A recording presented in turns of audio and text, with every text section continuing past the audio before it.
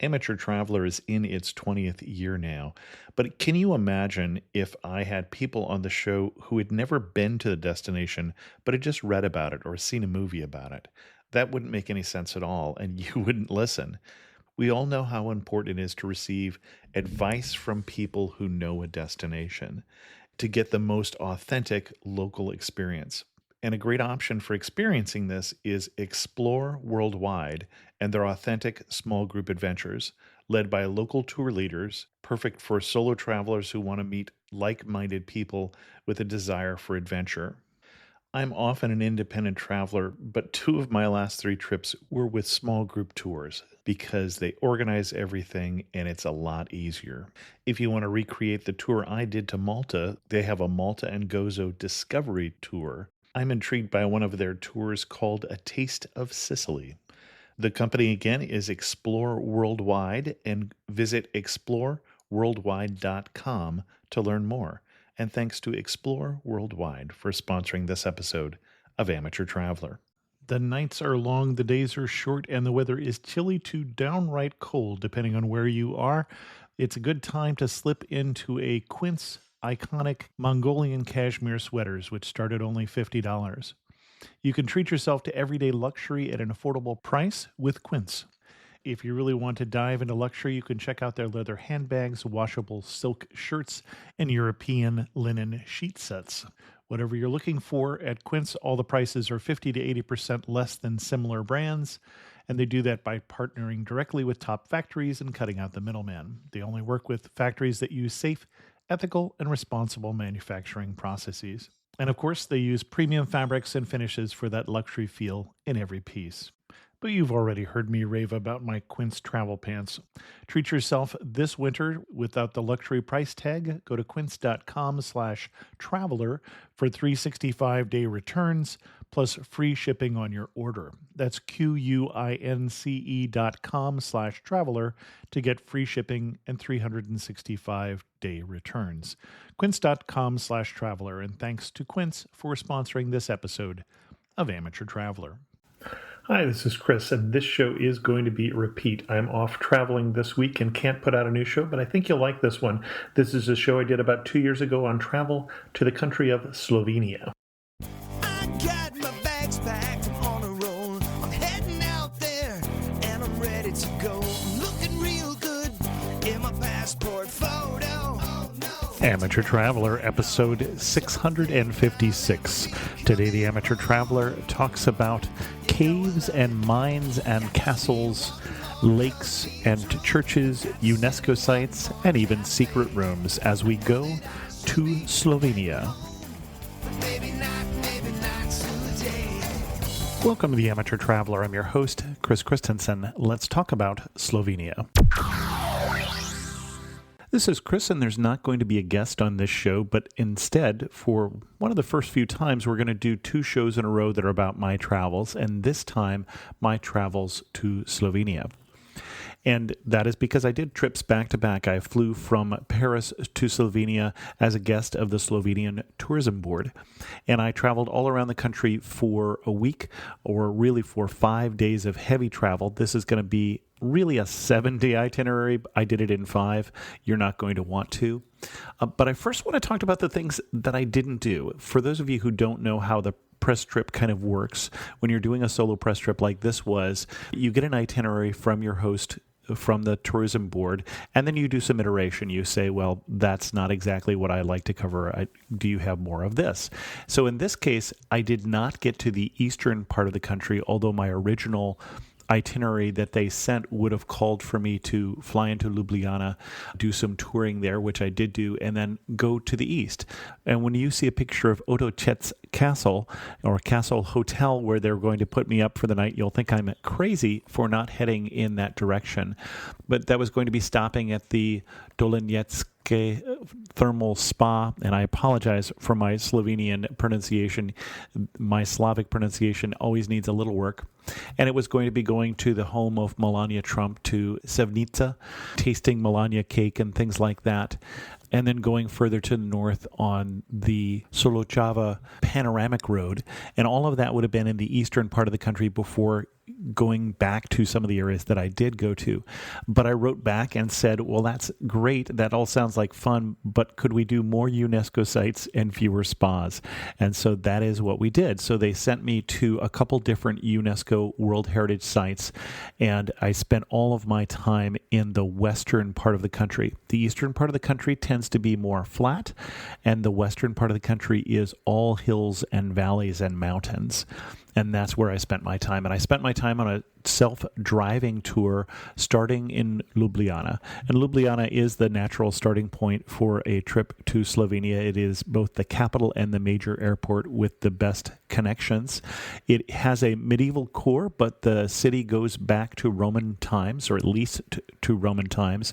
If you go to the Congress Park, for instance, you can see some old Roman sarcophagi that are there. And Congress Park is near the Parliament building, but that's not what Congress means in this sense. This is named after a Congress that was done after the Napoleonic War. So the Congress of Vienna, and then there was another Congress here in Slovenia, in Ljubljana.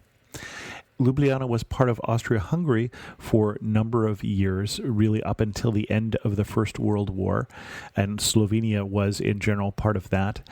And then it got split up. Some western portions of Slovenia became part of Italy in between the wars and were returned after World War II.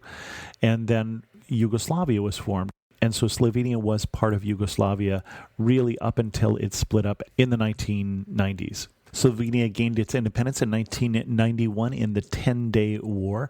It was a short war because 90% of the people in Slovenia really wanted to be independent and had voted that way. But as I say, Ljubljana has its core going back to the Roman times, although there was a major earthquake in Ljubljana that really destroyed most of the town in the 1500s. And so when you go to the historic downtown, it was reconstructed in the 1500s and therefore is in Baroque style. The cathedral is Baroque, the town hall, a lot of the buildings along that city center are also in the Baroque style.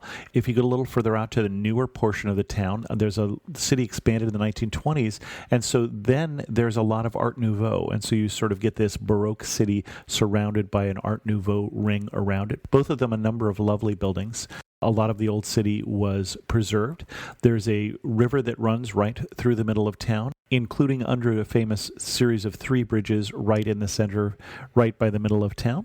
The one thing I would say is a must-do, besides just exploring the old town in Ljubljana, is going up to the fortress, going up to the castle, because this offers some of the best views of the city. This is an old medieval castle, although it's gone through a number of different iterations, and the Romans had a fort up there originally, and it has gone through a number of generations of fortifications, but it is the most defensible part of the city, also some of the best views of the city. You can go up to the tower, up on the castle for some of the best views. You can climb that. To get up to the castle, you can either walk up the paths that go up there. It wouldn't be a huge hike. Or you can take a funicular up.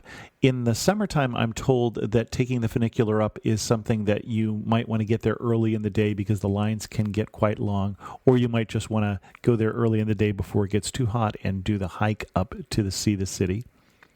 I was there in April, and April is not the most crowded time in the city, and also I was there in kind of changeable weather. The week before and the week after were both quite sunny and beautiful. The week I was there, I saw quite a lot of rain, so April, not necessarily the best time to go, although certainly no tourist crowds.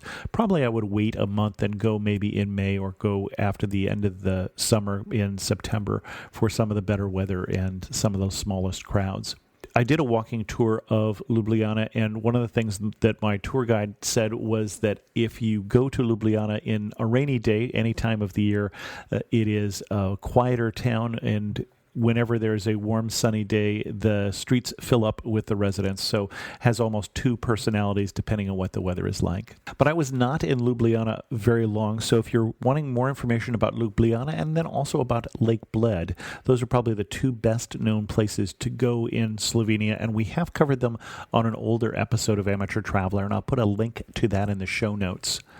And you can go back to there to get a little more information about both of those places. My next stop, though, was one of those UNESCO World Heritage sites that I was interested in.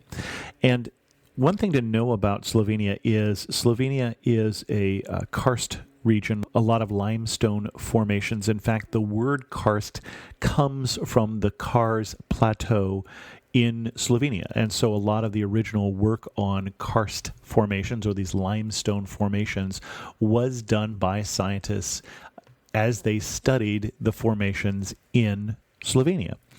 And there are 13,000 caves in Slovenia, 13,000 that have been identified, and there's probably some that they don't know. There's lots of underground rivers and springs and such almost everywhere we went.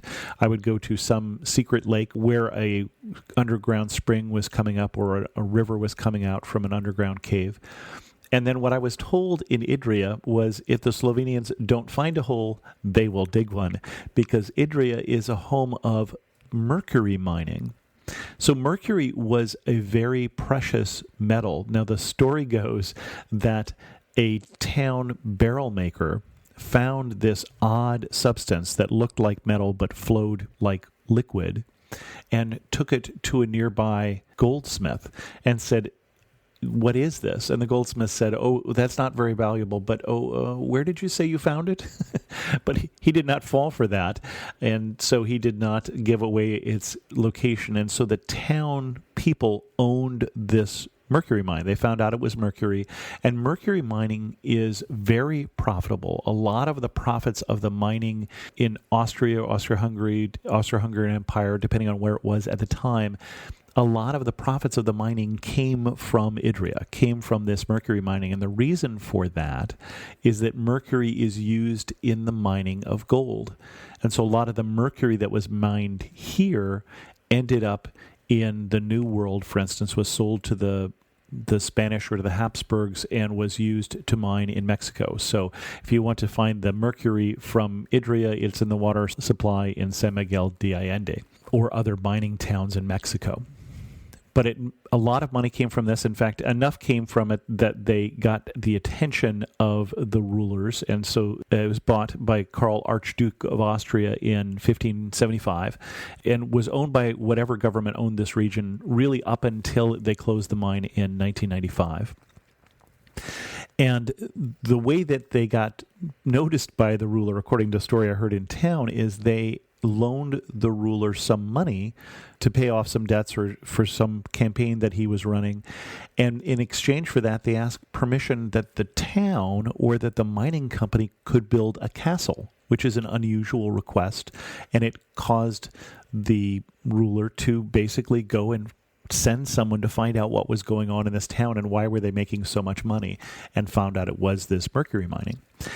Now, they did close the mines. They closed it in 1995, and then when they joined the EU in 2004, in the EU, all mining, import, and export of mercury has been banned because mercury makes you crazy. If you were a mercury miner in those days, it was a very well-paying position, but you wouldn't live past the age of 40 because mercury is bad for you. And they knew that at the time, and they knew there were dangers involved, but of course it was very valuable. But there's a great museum in this castle. This castle, the Gewerkenegg Castle, that was owned by the mining company, is now a museum that, among other things, tells the story of this mercury mining. I really recommend a visit to this castle because you can see, for instance, how the process worked. One of the great places that tells you why mercury is valuable, there's a bowl of mercury, of liquid mercury. It's sealed so that you don't have mercury vapors there, and in it is floating a ball of steel, a steel ball, because mercury is heavier than steel, and so steel will actually float in mercury, and that density is one of the things that caused it to be used in gold mining.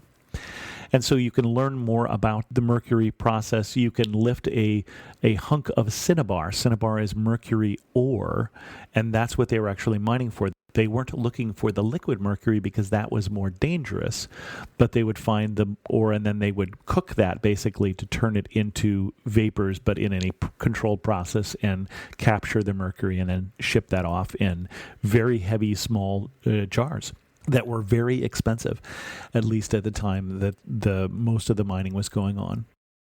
Let's take a break here and hear from a sponsor. The other sponsor of this episode is The Thing About France. The Thing About France is a new podcast that invites American cultural figures to speak candidly on the fascinating and complicated relationships between France and the U.S.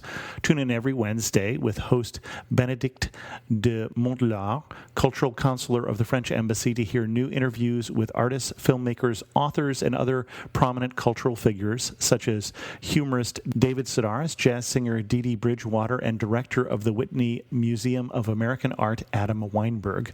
The Thing About France is available wherever you get your podcasts. From now until May 15th, 2019, The Thing About France is giving away 2 round-trip tickets to Paris on Air France. All you have to do is subscribe on Apple Podcasts. That's it. Bonne chance. The other thing you can find that is talked about in the castle is, while the men were doing this, because this was men only and not even boys, you couldn't be a Mercury miner until you were a man, at least a young man.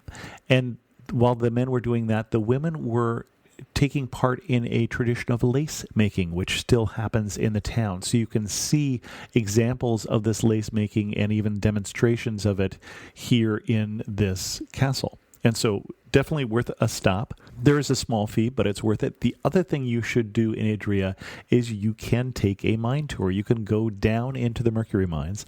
I am told it is safe. I did do it. It was quite fun.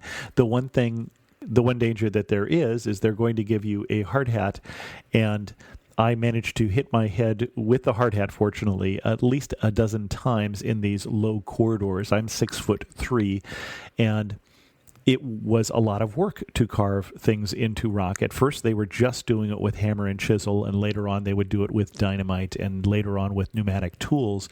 When they first started the mercury mining, you'll see in the mines, they only made tunnels that were about 3 feet tall. You won't have to walk through any of those, but you'll see some that were the original height, and they were doing everything on their knees just because it was so much work to carve. So quite an interesting experience, and quite a different experience to do something like this on a trip. And it is a UNESCO World Heritage Site because of the historic significance of this mine, and then also the mine in Almaden in Spain, which was an even larger mine that started basically back in Roman times.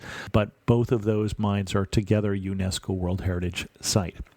Another site that is a proposed UNESCO site, and is really quite a unique site, is the Franja Partisan Hospital.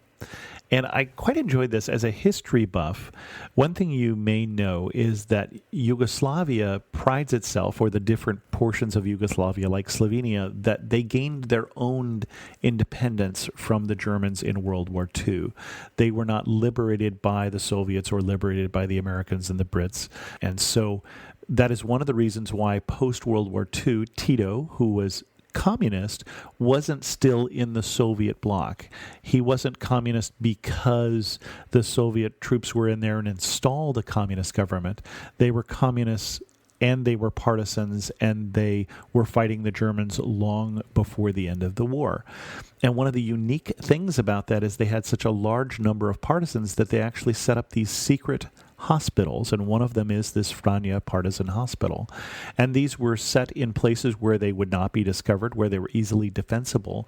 And so even if you don't like history, the trip to the Franja Partisan Hospital is something that you would enjoy. I think your kids will enjoy. It's up this beautiful gorge, and it's much more easy for me to hike it than it was in the time. The stretcher bearers would carry people in up this gorge, which was not easy, and they also only did it at night, and they only did it when the people, no matter which side they were on, they might be a German soldier they were treating, they might be an American flyer, or they might be a Yugoslavian partisan.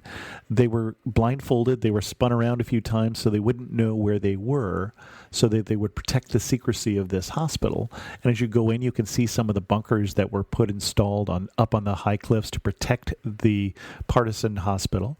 But it's an interesting place because you get up into this gorge and you finally get there and you find something with relatively comfortable cabins and a generator and an x-ray machine, and it's really a functioning hospital, but hidden away. All of the supplies to build these cabins were lowered down the sides of the cliffs on the side of this gorge. So something worth visiting, especially if you're a history buff, I would say. And that is just outside Idria. It's about a half an hour drive from there. All of the things I'm talking about, you can also find in a blog post on the site that I'll link to, which is What to Do in Slovenia. Not a very unique name, but a good SEO name for that. The next stop that I did is the Predjama Castle. And this is one of the prettiest castles I have seen. And the reason for that is it's up on the side of a cliff in the opening of a cave. So it's quite an unusual location. It isn't necessarily historically that significant. There was an interesting siege that happened there of Erasmus of Lug, who was the owner of the castle and kind of a robber baron, a Robin Hood-like character, who was besieged in this castle way back in the, I want to say it was the 1200s, but I don't have it in front of me here. He managed to kill one of the favorites of the king in a duel, but that was not looked upon very fondly, and so they besieged him in his castle, and they were hoping to starve him out, but they didn't know that through the cave there was a secret entrance that he could go out, and so he would throw fresh fruit and fresh produce at them to show that he wasn't in fact starving, that he had a way out.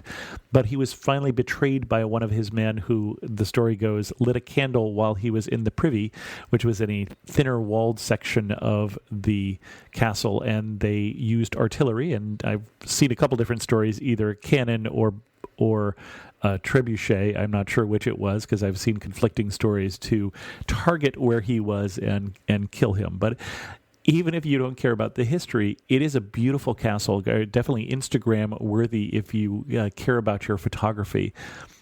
And that is right near Postojna Cave. And Postojna Cave is something that I haven't heard as much about in the U.S., although it is a very popular tourist spot, certainly with Slovenians and I think with other Europeans as well.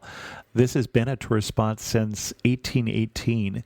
Shortly after it's being discovered, it was being toured by kings and queens and princes and presidents and all sorts of tourists since that time.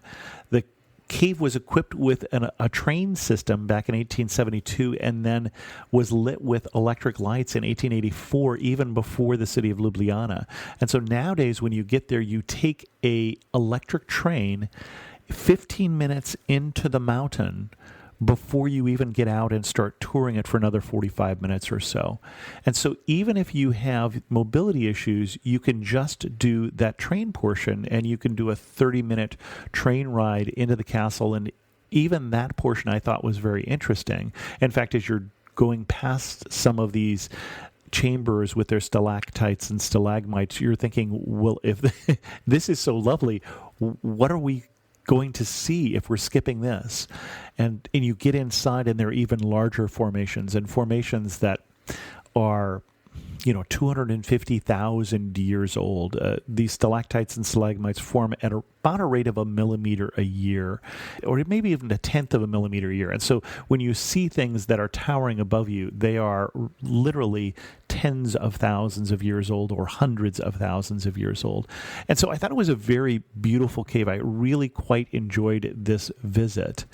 There's a portion of it, again, for history buffs, that is blackened because at one point the Germans kept a fuel dump in there and was blown up by partisans who knew how to get in through the back. They had walled up the tunnel, but the partisans figured out a way through and blew that up in World War II. So I did that cave, and then I did a second cave. And so the more popular cave is the Postojna Cave, but the UNESCO World Heritage Site cave is the Skočen Cave, or Skočen Caves. And to be honest, I didn't want to like the Skočen Caves. And I'm not quite sure that I'm saying that right, because the pronunciation here looks like it should be SHK sound, and I don't know how I can't get my lips to do that. So I'm going to say Skočen, and my apologies if I'm saying that incorrectly. But the reason I didn't want to like it, first of all, is you can't take photographs inside. So there's a couple pictures on my website, but anything inside the cave was obtained from the tourism board because I was not allowed to take pictures inside the cave. You can take it at the mouth of the cave, which is actually quite spectacular. But so that made me not so happy with it to begin with. And then I had just done the Postojna Cave, which is really, as I said, quite spectacular. And the beginning of the Skocjan Caves, you walk for about 10 minutes down from the visitor center to the entrance, kind of the back of the cave, to the Silent Cave. And the Silent Cave was nice, but I don't think it was as spectacular as the Postojna Cave. So as we're walking through the Silent Cave, I'm sort of writing the blog post in my head that says, you don't need to go to both of these, and I would probably recommend the Postojna Cave. I say I had that in my head, and then I got to the point where the Silent Cave turns into the Murmuring Cave. And the reason they call it the Murmuring Cave is that the Murmuring Cave has a river running through it. And I say a river running through it, not like a stream, but like an actual river, and it's an underground gorge. So you come out of the Silent Cave, which is a hanging cave that goes down from the Silent Cave down into the depths of this underground chasm. And you come out of here, and it's this misty scenery where you can see the lights that are coming off of the path on the far side of the cave, and they're going off into the mist that is coming up from this river, with the roar of the river coming by. And it is amazing. It went from, I don't know if you should do this, to this is my must-see spot in all of the places I went in Slovenia, is the Skocjan Cave. You're going to have to be a little more physically fit, unlike the other cave where you can even do it if you are wheelchair bound and you just stay on the train. This one you're going to have to do at least 500 steps up and down into the cave. So it's a little more strenuous, but it is so worth it. I have gotten claustrophobia before. You could see why one would get claustrophobia in a cave. This is the first time I ever had any acrophobia, fear of heights, while in the cave. You're crossing over this chasm and looking down at this raging river below you, down in the murky depths. It felt like something, and I'm not the first person to say this, out of Lord of the Rings, Fellowship of the Ring, in the Mines of Moria. You expected a Balrog to show up, if you know what I'm talking about. And if you look, when you're in that portion of the cave, look further up on the walls, and you'll see the old route that tourists would go. And this is one of those oh hell no kind of routes. I mean, this is a route that is clinging to the side of the caves up there with rickety bridges and things like that. And I just can't imagine what a trip would have been like into the cave at that time.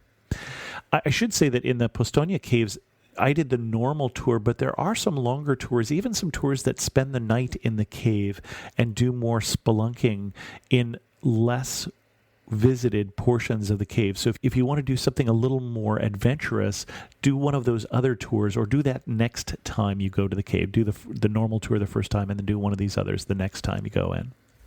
Even as you get out of the cave, in the Skocjan Caves, you're exiting into a sinkhole. You're exiting into a place where the top ceiling of the cave has collapsed, and so you're in this hole where the river is carving its way through it, and it's coming out of a cave and it's going back into a cave. And even if you just saw that portion, I think that portion is pretty spectacular. The next stop I did in all of this is not that far from each other. Basically, I drove from the south end of Slovenia up to almost the northern end in about 2.5 hours. So, I mean, I'm doing driving tour, but most things are not that far apart. And I was doing most of it over the course of this week, although I did drive back from a place I'll get to on the Adriatic coast up to north of Ljubljana in about 2 hours. Let's take a break here and hear from a sponsor. I'm pleased to say that this week's episode is again sponsored by the Great Courses Plus, which has a series of basically college-level courses without the homework or the grades. You can watch them as video or listen to them as audio. You can watch them on the website, thegreatcoursesplus.com, or download the Great Courses Plus app. One of the courses that I've been re-listening to is the history of India. And I mentioned that I listened to this before I took the group to India, but I've been re-listening, for instance, to the lecture they did on the caste system. And caste system is not an Indian word. That's actually what the Portuguese called a rather complicated system that comes out of the Vedic culture. And it was fascinating as the professor behind this course, who is Michael Fisher, explains some of the historic roots and some of the roots within the Vedic hymns that are the sacred text of Hinduism. I think you'll like this course and their other courses. I've arranged a special deal where you can get 1 month free. All the courses you want for free for 1 month by going to thegreatcoursesplus.com/amateur, AMATEUR. And I hope you enjoy the Great Courses Plus as I'm enjoying it. And thanks to the Great Courses Plus for sponsoring this episode. The next stop I had is someplace you've probably heard of, although you may not know that you've heard of it. You've probably heard, if you're a horse fan, of the Lipizzaner horses or the Lipizzaner stallions, these white horses that were popular with the Austro-Hungarian court. They're actually technically gray horses with white hair. If you look at the skin of the horses, they're actually gray, and most of them are white. There are some that are darker color. But they come from the Slovenian city of Lipica, and that's where Lipizzaner comes from. And Lipica is near the Italian border, and this is where all of the Lipizzaners were raised during the time of Austria-Hungary, and then later on when Austria-Hungary was broken up into the various pieces after World War I, some of the horses went up to Slovakia, and some went to Vienna, and some stayed down here. Fascinating. If you're interested in horses at all, you can actually do a riding experience, but you need to be a much better rider than I am. You have to be an experienced rider to do a riding there, but you can do a riding show. And so I went to one of the riding shows. A little hard to take pictures of because it was dark and they had green lights for some reason when I was there, but they were putting the horses through all these maneuvers, and these horses are prancing and moving sideways and backing up and just doing a lot of these trained maneuvers that they were known for. So these Lipizzaner horses are known for that, and then they're also known for carriage horses because that's one of the things that a court wanted was carriage horses. They weren't war horses or anything like that. They all go back to about 8 different stallions and 4 different breeds that were bred together to make this, and from different areas. And if you go through the stables, if you can take a tour of it, and this particular stallion, and it has a first letter that comes from, is it from the Spanish stallions or is it from one of the Italian stallions? And not meaning to make a Rocky joke there. And then the last name of it will be the name of its mare. And they'll have a coding number as well. They no longer tattoo those numbers on the horses, but they have embedded chip that tells them that information. But if you're a horse lover especially, I would say that Lipica and touring the Lipizzaner stallions would be something that I would highly recommend. There is a hotel right there where I stayed, which is part of this whole complex. Very convenient if you're there. And there's other activities around there as well, a golf course and all sorts of other things that I did not take part in. I'll have another blog post later on that will talk about all the different hotels I stayed in. I'm not going to try and do that list in the podcast, except where I want to point out something that's a little more unique. My next stop was Piran, and Piran is the coastline of Slovenia. Slovenia has a very small coastline. I think it's less than 20 miles on the Adriatic in between Croatia and Italy. So Italy and Croatia do not meet. Instead, there's this little sliver of Slovenia, and there is the town of Piran. And Piran used to be a Venetian town in the Middle Ages, and so it has that Venetian feel. It feels like a lot of the towns around the Adriatic. You can look up at the tower of the church on the hill, for instance, and very quickly see the similarities to the main clock tower that you'd find in Venice. And just the main square, as you see the winged lions of Venice, it's very easy to tell that this was a Venetian city. Beautiful little medieval core city with a wonderful harbor. Quiet on the day I was there, although even in a semi-rainy day, there were a number of different sailboats out on the Adriatic. Beautiful city, still has its old city walls that you can hike on as well. I visited Piran in just a few hours, and this is really one of those places where I would say, while I did this whole trip in about 5 days, I flew in on a Sunday night and I flew out on a early Saturday morning. I would recommend pausing in some places and spending more time, and Piran is definitely one of those places, and probably Ljubljana is the other place that I would spend more time. I got to Ljubljana late at night and left before noon, because when you're on a press trip, you're on a tighter time frame, so I wouldn't recommend that schedule. I'd say spend a little more time in both of those cities at least. While I was there, one unusual thing about Piran is near there's a series of salt ponds. These are the Sechovia salt ponds, and that one I'm probably butchering. But basically, there's a series of salt ponds right there on the Adriatic to the east of the main city of Piran. And what would happen is there were these long, flat, marshy areas where they, even today, let them dry out and harvest the salt. And this was a very important portion of the economy, especially in the Middle Ages, where whole families would move to the salt pans or the salt ponds for the summertime to watch over and scrape up the salt and get that ready for sale, because you could only do it during the summer. There's a small limited window of time where you have enough dry, hot weather to create salt or to evaporate the salt and turn it into a sellable product. And you probably know already all of the significance of salt in that time period, because it was the only thing that could preserve meat. And that's why we get things like salary in English or being worth your salt, because it was a very valuable commodity. And this was one of the places that they did that. And they still do it. There's still a tradition there where you can watch people.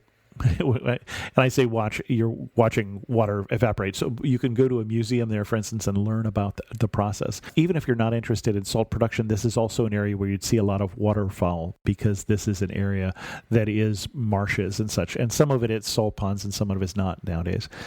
One unusual thing while I was there, I did have lunch with somebody from a fish farm. There's a commercial fish farm there that you can tour.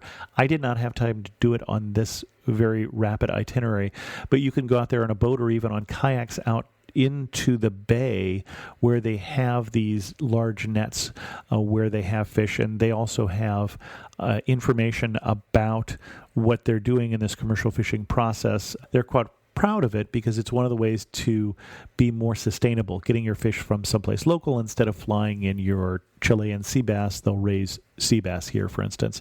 You can get cooking classes there as well. So that's the Fonda Fish Farm. So if you like those sort of industrial, how do things work kind of tours, that's something that you might enjoy. The fish is good. That's all I can say. I'm not a big fish lover, but it was definitely high quality fish.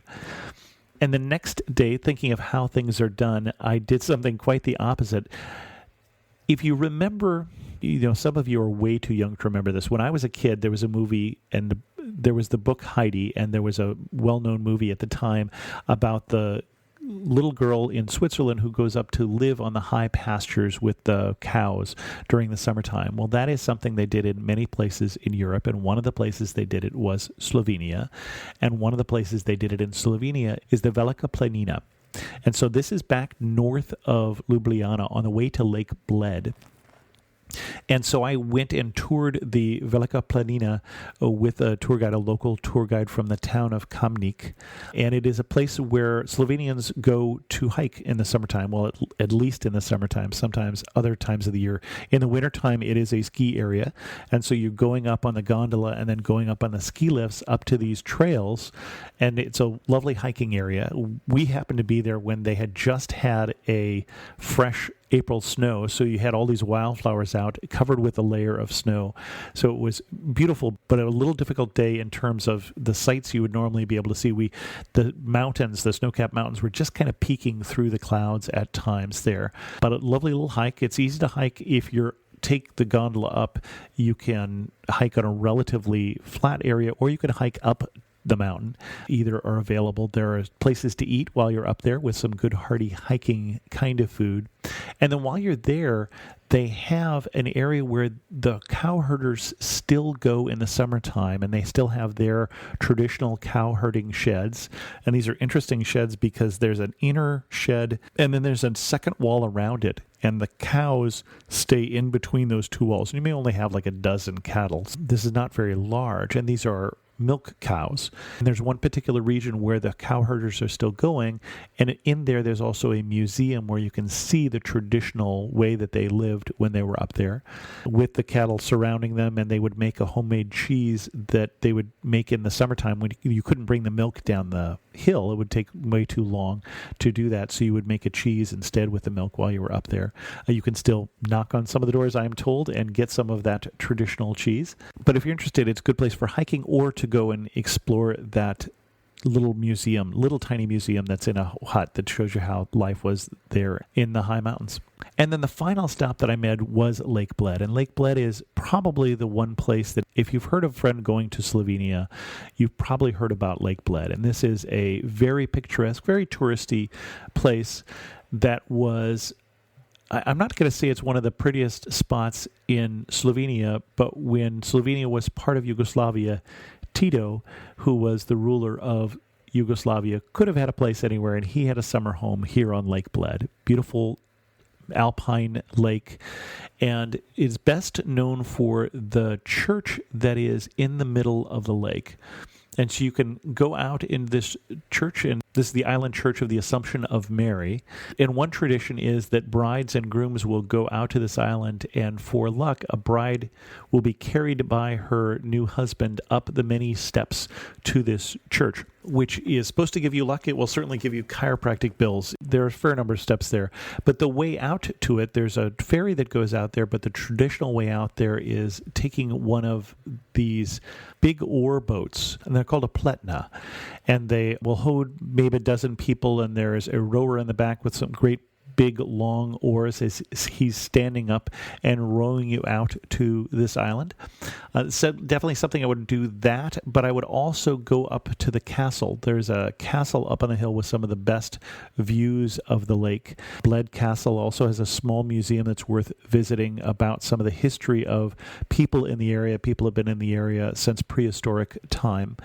So I would tour that museum. I would do that and go up for the views as well.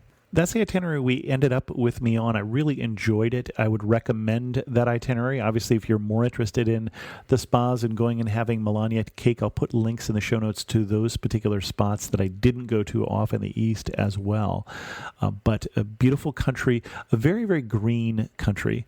I was driving everywhere, as I said. It is a fairly easy country to drive in. I didn't find the drivers to be all that aggressive or anything most of the time, but it is a hilly, windy road kind of place. So if you're not comfortable with windy roads, I would probably not drive there. It wasn't bad. The highways are very good, fairly well marked. I was getting by with just normal GPS navigation. The only trick, I think, was when I was going up to the Franja Partisan Hospital, I was navigating with Siri, and Siri was trying to get me all the way up to this secluded secret hospital in a gorge, and of course you can't drive there. You have to stop in a parking lot, and so I drove past the parking lot as it was trying to get me there. So there's a couple times where my navigation got me close, and then I just had to ask someone. So I had to ask a very curious farmer why I was driving up this mountain. He didn't speak any English, but I did find quite a few people who did speak English in Slovenia. Like so many smaller countries, they don't dub their movies and they don't dub their music and things, and so you get a lot of English music, English movies and things like that. So a lot of people spoke very good English there, didn't have any trouble getting by with little to no Slovenian language skills, and certainly none at all in restaurants and hotels and those sort of places. And easy to find tours in English. There were a few places where the information in the museum might only be in Slovenian, although a lot of places it really was in Slovenian and English. And if you had a third language that you spoke, you were out of luck. You really needed to speak one of those two. Prettiest spot. There are so many spots that were pretty. I'd say the most stunning spot there still has to be the Skocin Caves. That was just jaw-dropping, amazing. And it really doesn't compare to any other cave system I can think of that I have been in. And I've been in a number that were equally lovely. I'd say the Slovenia Caves is comparable to some number of caves that I've been in, although I thought it was really good. But the Skocin Caves was just stunning. And then, as you know, I usually ask people one thing that makes them laugh and say only in Slovenia. As I said, I really did have to laugh when I was in Idrija and they were saying if the Slovenians didn't find a hole, they would dig one, because there really are a lot of caves and you just kept seeing them in the area. And then, of course, the mining tradition as well. So I know that Slovenia is getting more tourism, but I honestly don't think it gets the tourism it deserves. It really is a beautiful spot. It's a little more affordable than some of the spots to the west of it, like Italy. It again has that rich history, beautiful architecture, amazing scenic wonders, as we talked about. I would recommend Slovenia, and I would recommend it, I think, a little higher than I thought I would. I knew I would enjoy it, but I enjoyed it even more than I thought I would.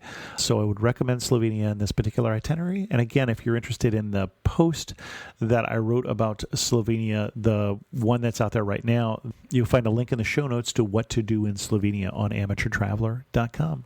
Oh, I didn't talk about food. I enjoyed the food there. I would say it's almost a combination between some of the Slavic food that you'd get further north and east and Italian food. And so you'd get things with a lot of pork, a lot of meat sauces. I think a typical dish, for instance, would be in Idrija. You get, and this is not a word I'm going to be able to say, idritski zlikrofi, which is a pasta that is shaped, as I understand it, like Napoleon's hat. And it is covered, though, quite typically with a meat sauce or a mushroom sauce or something like that. And that seemed like a fairly typical dish. Something with dumplings, something with a meat sauce is quite common. More fish as you get down to Piran, for instance. Good food, hearty food, though, I would say. Sort of food that would get you through cold winters. But tasty. I had a number of really delicious types of meals. Dumplings, some things more like a blintz, and again, a lot of meat sauces and dairy. Another weird thing that happened on this tour that I completely forgot about, because it's another thing where I could not take pictures, was I was asked if I was interested in taking a tour of the secret rooms of Hotel Yama. And this is the hotel that's right there at the Postojna Caves. And it's a historic hotel that was used as a hotel for tourists during the time of the communist rule, during Yugoslavia time. And apparently when they were doing a recent remodel, they found secret rooms that appeared to be where people from the army were recording conversations. And so they present this in almost an escape room-like fashion. There was a whole lot more production that went into this than I expected. It was actually pretty cool, but I have no pictures to back up the fact that I did this, so maybe I'm just making the whole thing up. And that was my trip to Slovenia. It was a wonderful trip, something I would recommend, and especially this particular itinerary. I had an email from Brian this week who said, Chris, love the Amateur Traveler podcast. Are the lyrics available for the song Got to See One More Cathedral, ... Some of the words get cut off, and it's driving me crazy trying to figure it out. Is there a name/artist for that song, and did you have it custom made? Sorry for the strange question. Well, we've answered the question before about the podcast. I've answered the question before, but I'll answer again that the song was commissioned for Amateur Traveler way back years ago from Jeff Smith from Nashville, who was actually also a guest on the show way back talking about Nashville, but I had not been asked about the lyrics. And so the specific verse that you're talking about there, it says, got to see one more cathedral, got to sit at one more cafe. I know that I should be heading home, but maybe not today. And that's actually the verse that I wrote. In the frequently asked questions page of Amateur Traveler, there is only one frequently asked question, that is who wrote the theme song. In that page, which is amateurtraveler.com/FAQ, you will find a link to the whole theme song if you're interested in downloading it. With that, we're going to end this episode of Amateur Traveler so we can go play the rest of that theme song. If you have any questions, send an email to host@amateurtraveler.com, or better yet, leave a comment on this episode at amateurtraveler.com. And thanks so much for listening.